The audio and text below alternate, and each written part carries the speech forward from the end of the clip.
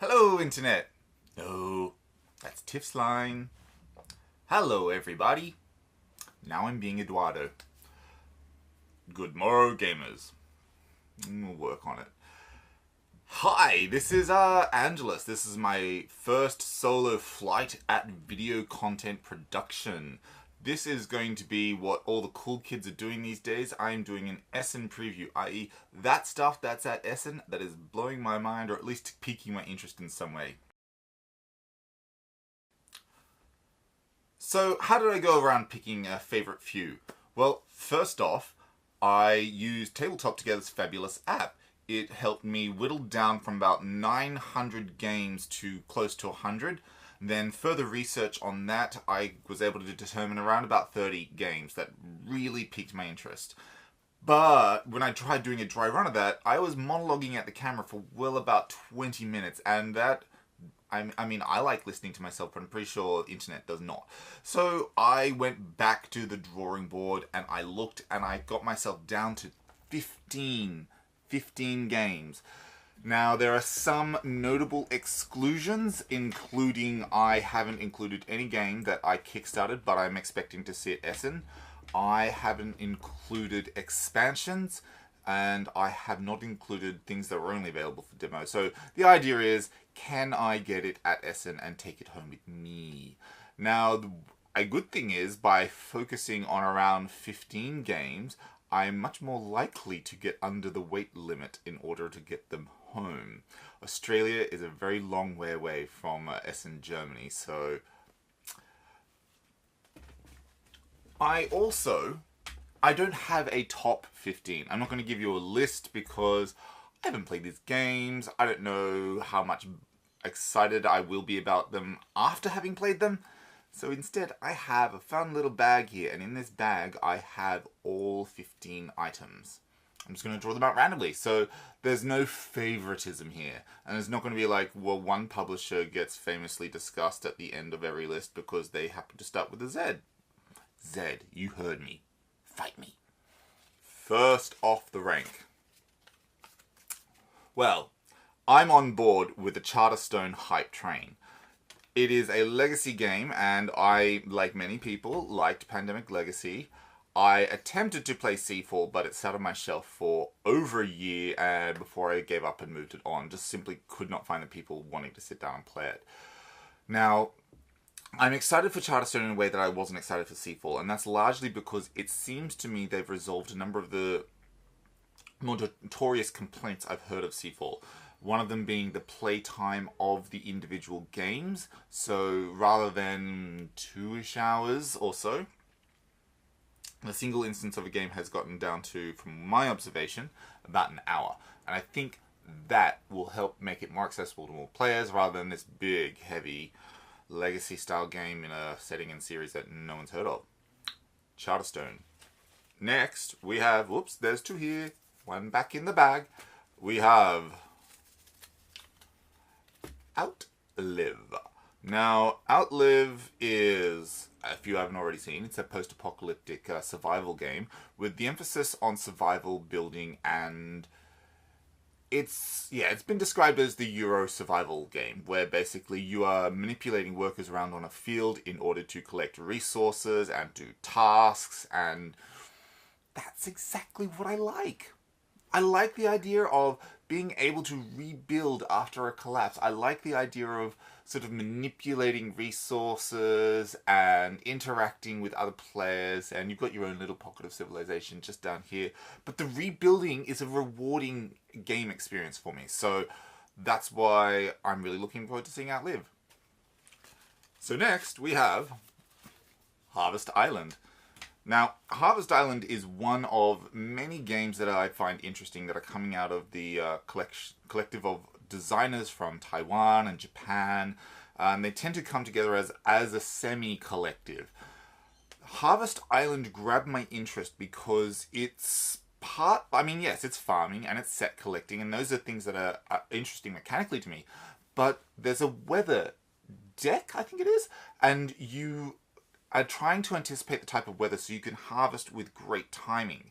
So that seems a little bit more interesting to me. And of course, It's got the unique artistic aesthetic that these collective of designers tend to bring to the table.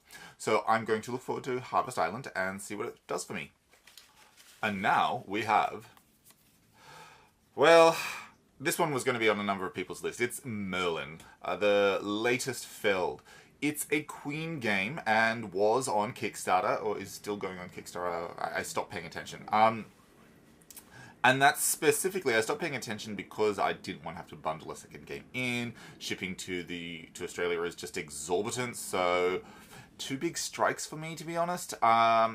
Plus, I don't like Queen's platform on Kickstarter, and I don't like Queen's branding per se. However, it's a Feld. It's a Rondel game about being the heir to Merlin, to Arthur through Merlin. And so that's enough for me to actually be interested in a Queen game for a change. So there are a few, I admit, but there needs to be something a little extra for me to get there. And next we have... Woo! So I would not have really had this game fall under my radar if not for Heavy Cardboard. So here's a shout out to Heavy Cardboard for bringing my attention to these wonderfully, fabulously heavy and complex games. So this one is Tulip Bubble.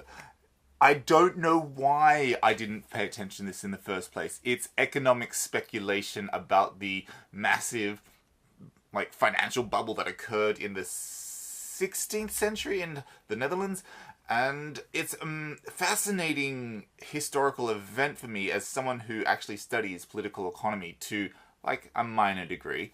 So something that turns that into a game that is complex and heavy and economic, how am I not there? Ah, yeah, Tulip Bubble, I will see you at Essen. Ta-da! We have Lost in Time. Now, Lost in Time, for all accounts, seems to be a fairly interesting card game driven by the premise of time travel.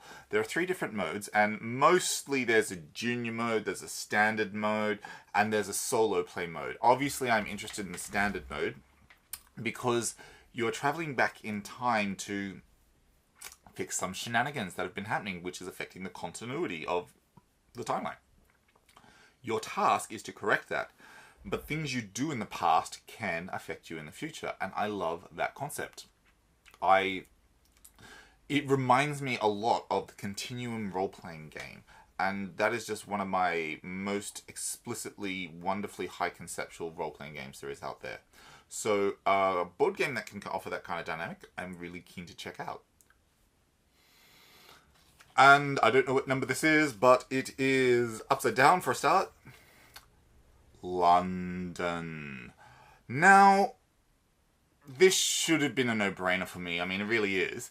I really liked the first edition of London. Admittedly, the artwork wasn't as great, but that's what they seem to have massively fixed up in the second edition.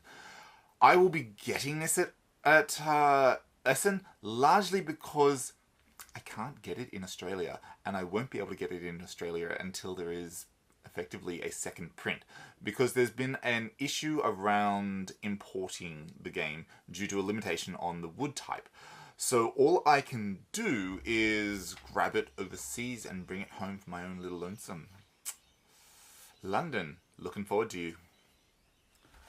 What do we have here? Mini park! Mini park! So you can kind of guess from the name that this is kind of Parks and Recreations, the tile placement game in a tiny little area of sort of box. I mean, I'm a little bit over elaborating, but it is a tile placement game about creating your own park. It's absolutely adorable, not as available in Australia. I've seen a lot of people that I really like, as in their opinion, saying really favourable things about it. So this is on my radar and one to check out. And now we have... Sorry, I'm a little bit excited by this game.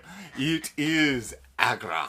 And Agra is empire building in 16th century Agra, India. It's big, it's bold, it's beautiful, it's bellicose. It's a wonderful, like, it's got all the game elements that I really like. So you're networking with the other players to a minor degree, so there's a bit of trade going on. You are developing resources, you are building and improving and doing all those kinds of things that are as true to form for that kind of empire building game. And it's got some really interesting component designs, such as the tiered platform, which represents changes to standing and whatnot. So I'm looking forward to grabbing this massively heavy, wonderful empire building game set in 16th century Agra, India.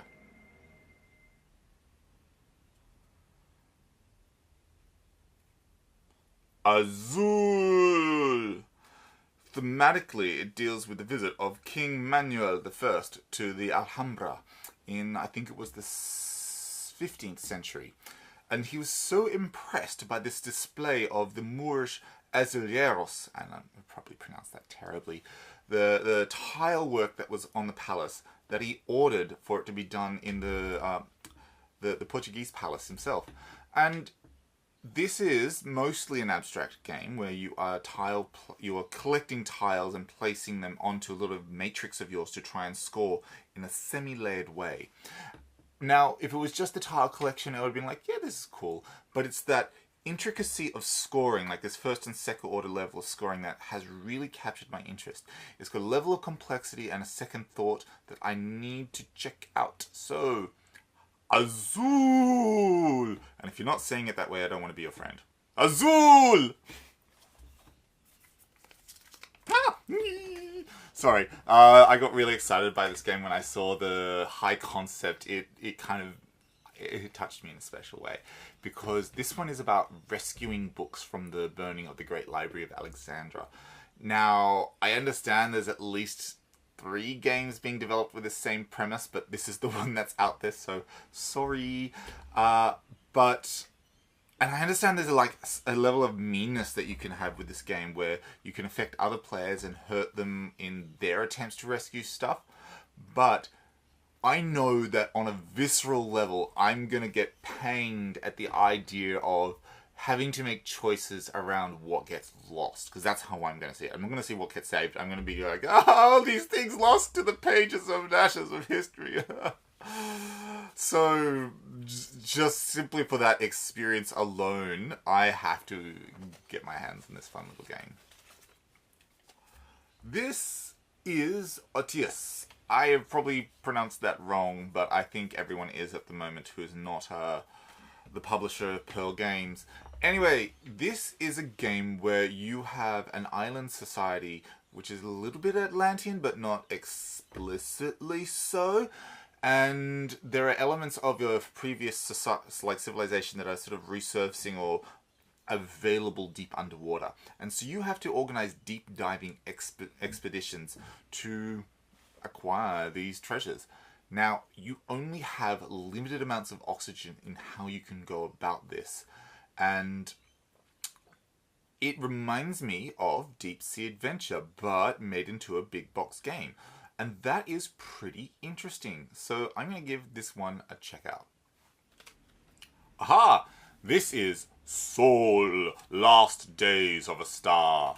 Now, this is a game that effectively you are residents on a world whose star is dying, as implied by this title. And you represent one of several factions that are looking to get out of Dodge, basically.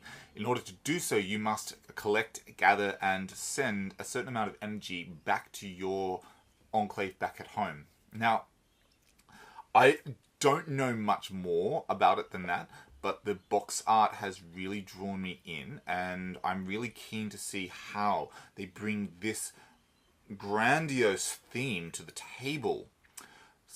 It is a game that has sold me more on theme than on any other thing, and that actually is a fairly typical thing for me. Theme goes a long way for me.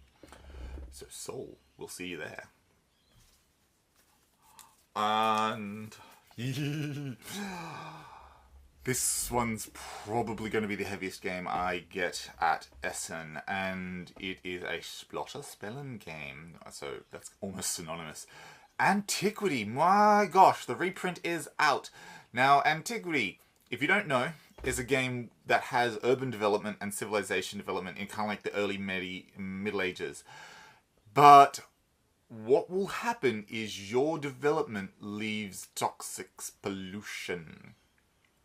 In doing so, you are going to have your consequences of your development come back and hurt you over time. But you have to make hard choices about how and where to pollute, even though you know as a player that it's going to do you damage later on.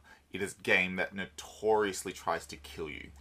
So, yeah, a game with environmental consequences, I'm all for it. And here we have Lucky Last. Oh. Well, Summit.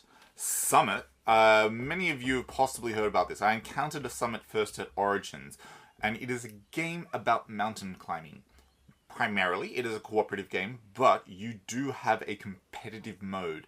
And in Summit, one of the things that I really like about it is the very distinctive graphic design and artwork. Now, it's not abstract per se, but there is some abstraction. It's distinctly textured, and that just sets it apart in my mind. I played it a bit, and I compared it somewhat to K2 in the way that the mountain climbing experience is very punishing and very deadly. But rather than there can only be one, as in K2, I like this cooperative element, even though you can compete. I don't know, it just feels like that's what it is. The idea that the mountain is the challenge, not the other players, is what makes this game its own. And that is how I believe, not that I've done a lot, mountain climbing should be. So I'm really keen to see Summit directly at Essen. So there you go, 15 games I got to rant about at camera for you. I guess I have to get to editing, and thank you for being patient, and hopefully I've entertained you. I will see some of you, if not many of you, at Essen. Adios, adieu.